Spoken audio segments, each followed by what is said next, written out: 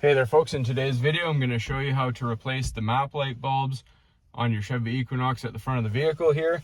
All you're going to need to do is remove this lens with a flat edge screwdriver, so you can either access from this side here or the passenger side here, doesn't matter.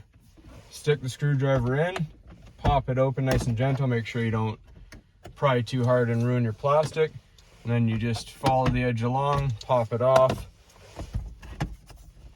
And after that, it comes down fairly easy. That's all it is. And then if you look up inside, your bulb is right up in there. You're just going to grab it and pull it out. I'll put in the description the type of bulb you need.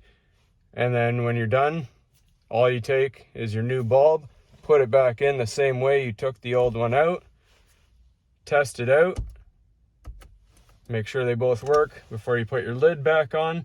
And always wear gloves so your oils don't get hot on the bulb and burn it out all over again. So I like to put the two tabs at the back first. Clip your sides in, then your front.